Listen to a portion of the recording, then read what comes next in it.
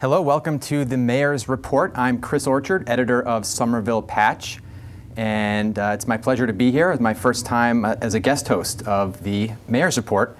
And as always, on this show, I am joined by Joseph Curtatone, Mayor of Somerville. Welcome. Thanks, Chris. Thanks. Good to be here.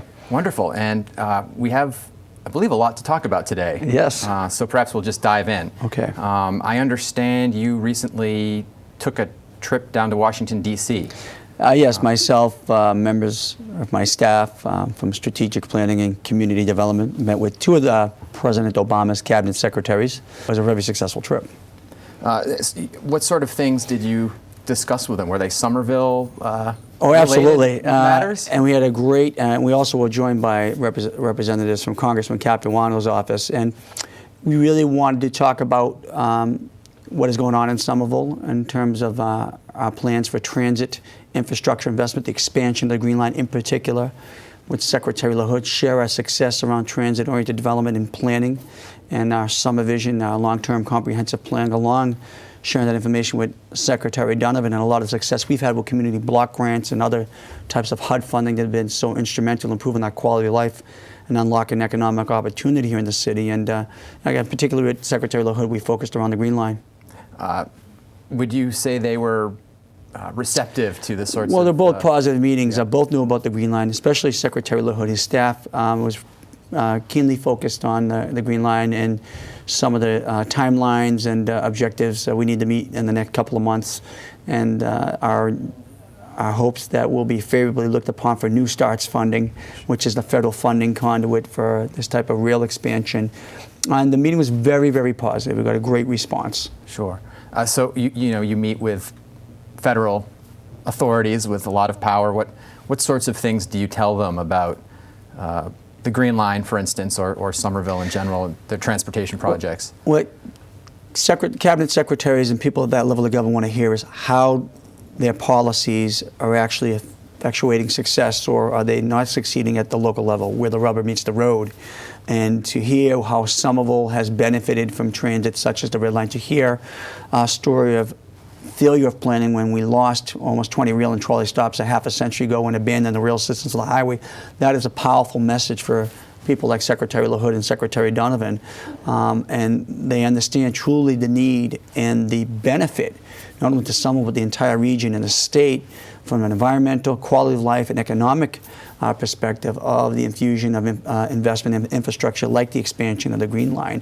And surely with Secretary Donovan, working with him on his approach to sustainable communities, really showing him great examples, success stories of block grant usage. It's very powerful for them to understand that their policy is having a great effect at the local level, which is their goal. Right, right. I suppose it's been a few months since major Green Line extension news has broken. There was last summer, I believe, or perhaps it was late summer, news that once again the project was delayed. I was wondering if perhaps you could sort of update the people of Somerville on where things stand with that project. We are working closely with the governor and his team, Secretary of the Mass Department of Transportation, Richard Davey, with our federal officials, our partners in our federal delegation, like Congressman Captain Wano, and the community, and we are making great progress. Our goal is to get the Green Line broken ground before Governor Deval Patrick is no longer governor. He understands that and the importance of moving down that line as far as possible while he's governor. Also, he understands the economic impact of delay. There's a lot more money left on the table in terms of net new tax revenue to the state and net new jobs. 17,000 new jobs in the first few stops alone. Net new jobs for the Commonwealth are at stake here. So get in the ground as soon as possible. In the down economy, now the economy's ticking up, we'd have great cost savings to the taxpayers here in the Commonwealth and have great economic upside for us all. But we are making progress, and the goal is to break ground on those first few transit stops, the new Leechmere Station, Washington Street, and Union Square by the end of calendar year 2013, and with full implementation operation of those stops by the end of 16, and at the same time successfully pursue the new starts funding from the federal government for the remainder of the extension. At the same time, we're having discussions about the community path extension. It is critical that the community path be built at the same time. It would represent 1% of cost of $1 billion project, which is just from our perspective, a no-brainer, great investment and great upside for the community and the region. Sure.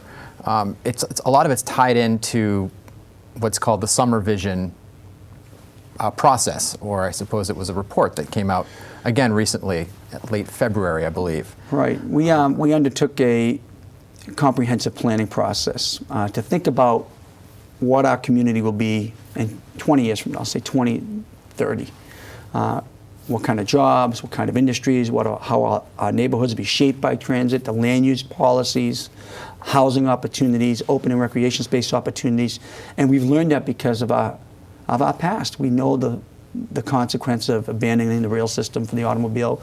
We know the negative consequences on our health and social well-being when our built environment does meet the needs of community, and the impact on our quality of life, and how our economic upside had been curtailed over the years from not proper visioning and planning and executing on those hopes and dreams. So we have a very cerebral and engaged population that has hopes and dreams for the future of Somerville, and we undertook a comprehensive planning process with more than 60 stakeholder representatives in those meetings for over 2 years, and we presented a report to the Board of Aldermen. The Planning Board has to officially adopt the report. We're asking the Board of Aldermen to, as a resolve, as an expression of their endorsement, just expressively, positively endorse the process, and really lays out a blueprint, a framework for the community for the next 20 years and how we're going to shape, how we're going to evolve, and how we're going to develop. And sort of a theme of the things we're talking about today, transportation. It's part of the Summer Vision. It's what you're talking about at the federal level. Right. And I understand you've recently been on Beacon Hill right. to advocate for more, perhaps more or even a different way of funding transportation projects in Massachusetts. Well, in Somerville, what we have today is a situation where only 15% of our population is within a half-mile radius, walking or biking, of a transit node. That's Davis Square, or if you want to count outside the city, Sullivan Station, or Porter Square. With full extension of the Green Line, with a new Orange Line addition in Assembly Square, which is the first MBTA station in the Commonwealth in 25 years, at full build-out, 85% of our population will be within a half-mile radius, walking or biking distance to a transit node. And that has huge impacts on our quality of life, positively affecting our environment, and positive economic effects of net new jobs and net new tax revenues, not just for Somerville, but the entire region and state. And when I testified recently, last week at the Joint Committee on Transportation at the State House in favor of the interim transportation bond bill, which is just an intermediate step of necessary funding for things like state investment in roadway repaving, one of the things I spoke about and stressed was the need to solve the problem. What we haven't done in this state is solve the true transportation funding problem. We have a $19 billion deferred liability in transportation. If we won't have a larger discussion across this Commonwealth of how to solve that funding problem, forget about just the problems in the MBTA and the service cuts and fare hikes, all the regional transportation associations across the state, necessary roadway work and bridges, and a decaying infrastructure will not be addressed. And that will have a critical and negative consequence on the entire Commonwealth, on our environment, on our quality of life, and on our economy. And I stress to the community that we need to build an equitable and fair transportation system that creates opportunity for all, and a 21st century transportation system that supports a 21st century economy for everyone in the Commonwealth. What's the, who are the sorts who are maybe pushing back against that sort of argument? Is it people from the western part of Massachusetts, maybe the central part, and they, as opposed to the greater Boston metro area, and they see, this is money that doesn't benefit them? I think that's part of the dynamic. I believe that everyone in this Commonwealth understands the value of having a really efficient, equitable transportation system that supports a future economy. What gets lost and sometimes justifiably, is the fact that that system has not been equitable, hasn't treated everybody in a fair. So the people in Western Mass and Central Mass or the Southeast Coast haven't had that fair access to transportation. That's affected their quality of life in a bad way. That's curtailed their economic ability. Whether it's tolls on the Mass Pike or the lack of rail to the South Coast, or servicing out to Worcester or all the way out to Western Mass. We need a system that services everybody. And people want to get engaged in this conversation. My hope as the chairman of the Metropolitan Mayors Coalition and other leaders across the state is to drive that conversation. So we need to raise people's awareness on the matter and the need to have a system that has the necessary revenues that supports a transit framework that will really propel this Commonwealth to the future. So we have $19 billion worth of just regular repairs and maintenance on our infrastructure. And delayed plans on expansion, yes. Okay, and we have here we have the MBTA sort of struggling. If you were in charge of the purse strings, what would your solution be to all these problems? I think one, we need to have the adequate purse strings to solve the problem, because we don't. And one of the things that hurts us at the federal level as a state is we don't have enough revenue coming in to maintain our current systems, not just the MBTA. This is a statewide problem. It's not a Boston-centric or metropolitan Boston issue. It's across the whole state. It's all the regional transit authorities. And if you don't have enough money to support that system at an adequate level of service and repair and maintenance, that will work against us for future federal funding. So if we had the adequate money, revenues coming in, one, we'd bring our systems that we have in place up to necessary repair and service levels and invest right now in a down economy, when the market's low, in infrastructure that's going to expand our economic opportunity across the state, whether you're in Springfield, whether you're in New Bedford, whether you're up in Salem or you're in the Boston area, for everyone across the Commonwealth, improve our environment, create new jobs, connect people to industry and housing. And that's what I hope to see across the state. Sure. I think the Boston Globe reported, and maybe some other news organizations reported, your support of what's called an infrastructure bank. And I believe as part of the recent bond bill, the governor authorized an infrastructure bank.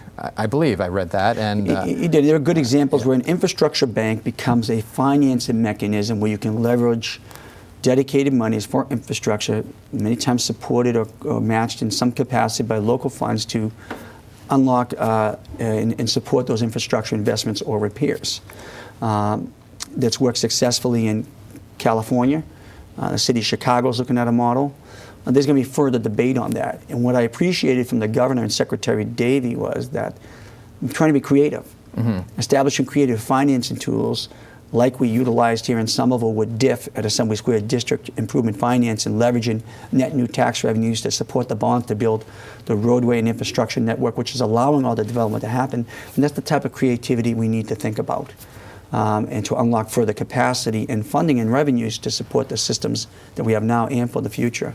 And my understanding of how this would work, and please correct me, it would serve much like a bank. It would invest in a project that would have potential returns over the course of years or a period of time, so that the bank would be making its money back, and with some interest perhaps over time. A kind of a good example is like. It's sort of like a little bit like DIF, somewhat like iCubed or DIF, where we took the tax revenues off. It's an analogy, though not directly on point. With the first three buildings built in Assembly Square, those new tax revenues will be used to pay off the bonds of building all the roadways and so forth. So a bank, an infrastructure bank, where you have net new revenues generated from the positive developments off the infrastructure and where it works. So if we had the Green Line extension for Somerville, and we're creating 17,000 new jobs in the first phases, maybe the broad-based new tax revenues to the state, personal income tax, any new sales tax, maybe any new property taxes could contribute to paying off and bringing back money into the bank, so the bank recycles and grows. Right. It's a fund. Sure. It's a complex but very creative financing system, and there's going to be a lot more debate about that. If that existed, what sorts of projects here in Somerville might you propose? Well, we have, we plan on fully utilizing any creative financing tool that we have at our disposal. We use DIF and iCubed, which is Infrastructure Investment Incentive Program that the state offered, using broad-based net new tax revenues to support some of the infrastructure work at Assembly Square, or DIF, District Improvement Financing, or an infrastructure bank, maybe for future projects in Assembly Square where we have a roadway network we need to create. We have water and sewer, utility, and bridge work that needs to happen as the Green Line extends to Union Square to, again, have the necessary infrastructure capacity for new industry, jobs, and housing and economic activity. Those are some of the things we would look at. And even what we're going to be doing in the future in the Inner Belt and Brick Bottom. We're going to need a new street network. We have real infrastructure that will come for the area, but we're going to need a street grid. We're going to be able to access areas like the Brick Bottom and Inner Belt should be connected into North Point, where we have 5.3 acres of Somerville land. It should connect southerly towards Union Square. Well, right now you have the McGrath-O'Brien Highway overpass, so there's so shortage of opportunities in Somerville. We have a lot of transportation infrastructure, but it either doesn't service us or it's blocked off districts from one another. Sure. I was hoping maybe I could switch gears a little bit. Another transportation project, I guess you could call it a transportation project, maybe an infrastructure project, that your office announced yesterday was parking in Union Square. It's a new type of parking. It's reverse angle back-in, or reverse angle parking, or back-in angle parking.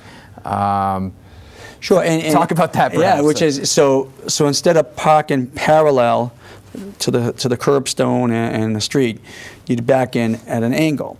And we pride ourselves in Somerville even of seeking out the best practices of the private and public sector around the world. And Matt Dias, the Director of Traffic and Parking, has done an exceptional job, along with Suzanne Redford, his Deputy Director, to raise the level of customer service and look at new, innovative ways of parking enforcement, of enforcing compliance and not just gaining revenues, but to create more parking. And this is one approach. So we're going to pilot this on Bow Street and Union Square. Motor vehicles will back in at an angle.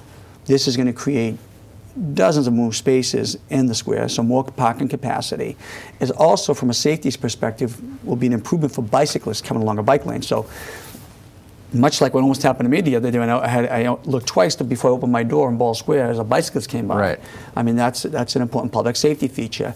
You'll have a better line of sight for bicyclists coming from either direction in the bike lanes. So increasing parking capacity, creating more opportunities for businesses, and having better safety lines of sight for bicyclists is a really positive aspects of this pilot program, and hopefully we'll be able to show positive results and spread that throughout the rest of the city. Sure. I mean, it's one of those projects. It looks so nice on paper, Yeah. and as you said, I think it brings 22 new spots to Bow Street. I can see perhaps there being a breaking in period, maybe where. True, and that's why we pilot, because we want to evaluate the data. Is it working? Our business is seeing the positive effects of that. We want to make sure their customers will have enough parking opportunities, and we're seeing fewer safety complaints about dangers to bicyclists on our pathways.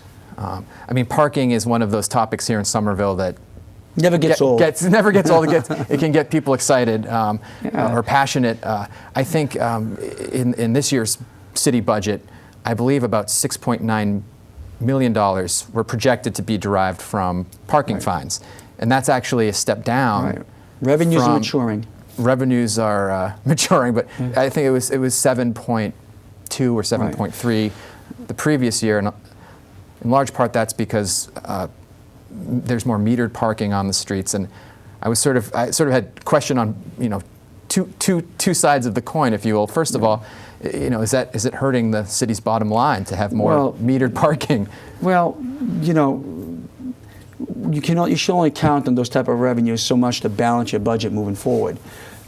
We're not going to say it's not a positive revenue for the city. It certainly is, but having ample parking opportunities is good for our local economies and our squares. Right. What people should know is if we wanted to make more money, we'd lower the fines and fees and create more volume. But those are good examples, such as just like when we doubled the street sweeping fee in the city of Somerville because we wanted compliance. It was important to be able to access every street and get the streets clean for quality of life. Parking revenues went down.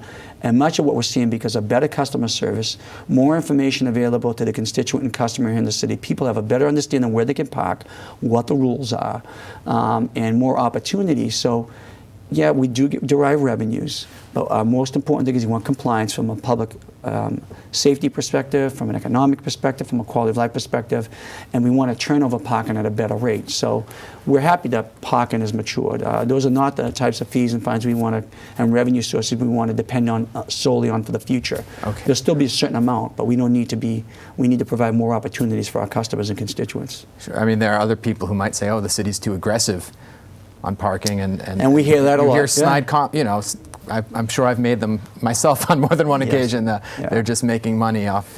And there parking are tickets. revenues there. I mean, the SPACs speak for themselves, but there's been a dramatic maturing and flatten out, in some places decline of those revenues because people know information in advance. We communicate that better.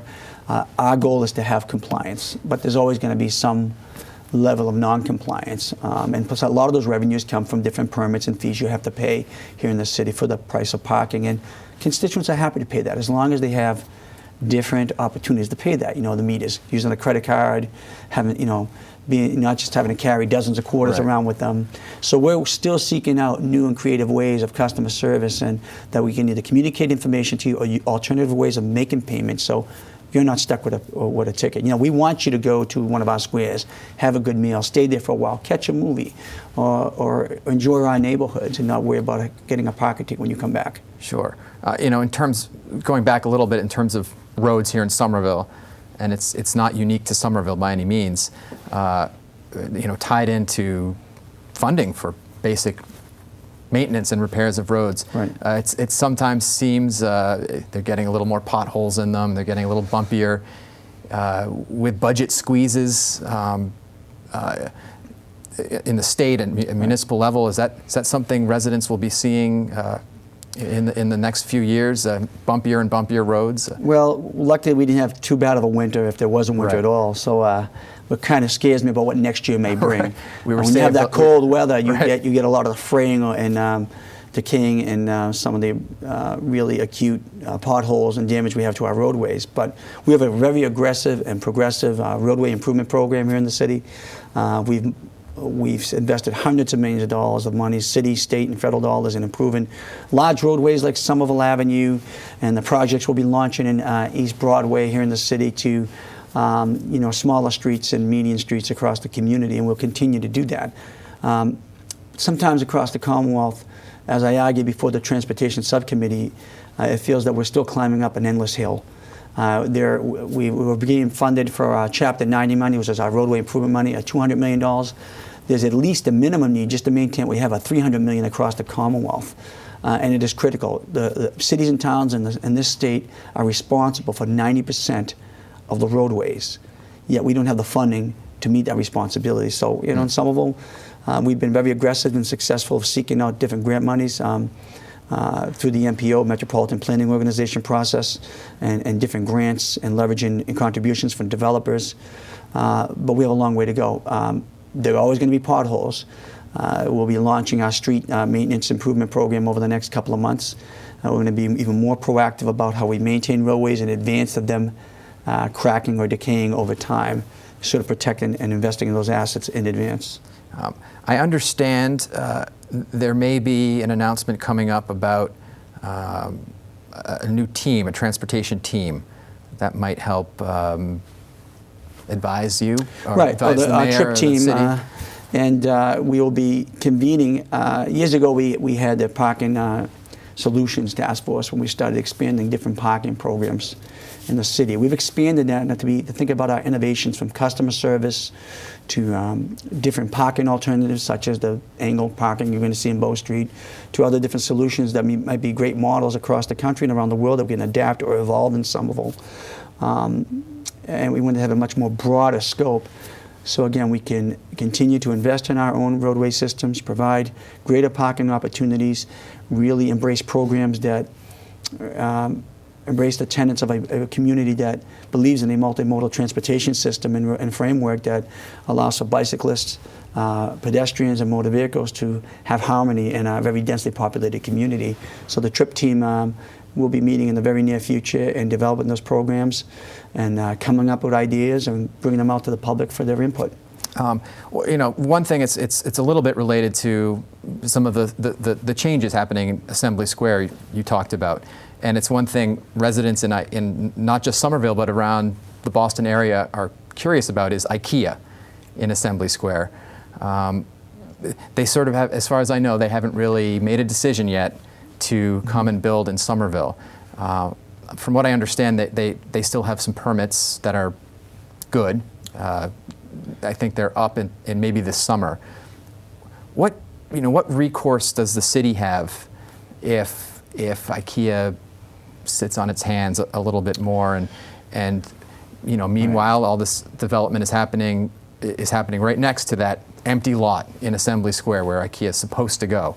What would the city do in that circumstance? Well, it's a good question. We love IKEA as a hopeful partner for the city of Somerville. We want them here. If they come, that'd be great. If they don't, well, we'll move forward.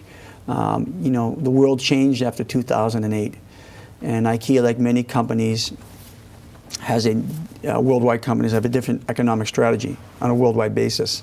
IKEA North America representatives would like to get going right now, but this will be a decision that comes right out of Sweden. We extended this special permit, and I granted that and endorsed it.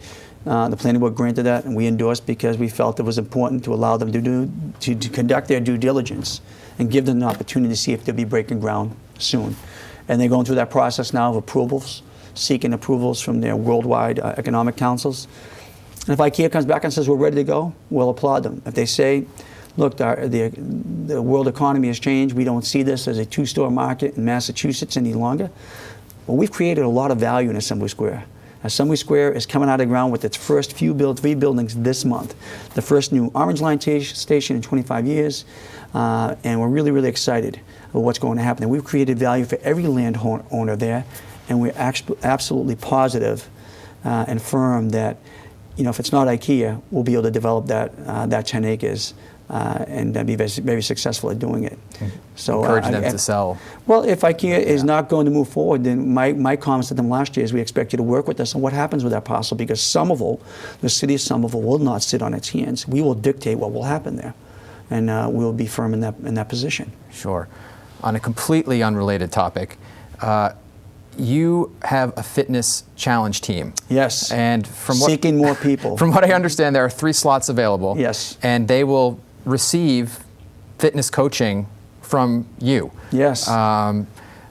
What sorts of fitness tips will you be giving? Well, members of I your don't team? want to give the other teams. This is a contest. The other teams all my secrets. Right. Let's just say we're going to be very abnormal, and I want you on my team if you're out there watching, and be prepared.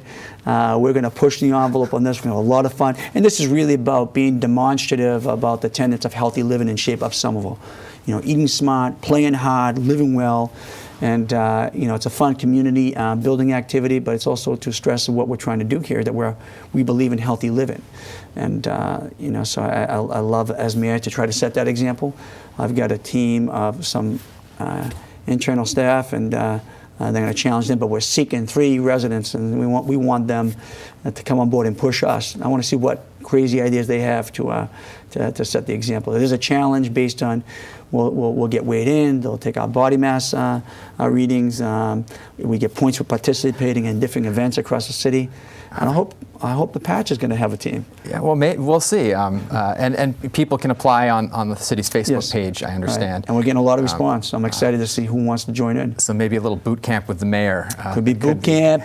Might be some martial arts. Right. We have some. I want to give all my tricks out because some of my staff might steal it. But okay. But we're gonna push the envelope. I think that's all the time we have today. Thank you for being very here. much. Great job. And thank you for having me as the guest host. Any final comments? Any final words? No. And listen, we're excited. We are now officially in spring, though it feels like summer today, and looking forward to all the great events, from open studios to Opry at the end of the summer, from the Memorial Day Parade to fireworks. Somerville is truly a special place, and look forward to seeing every resident out there participating. Wonderful. Well, thank you for your time. Thank you.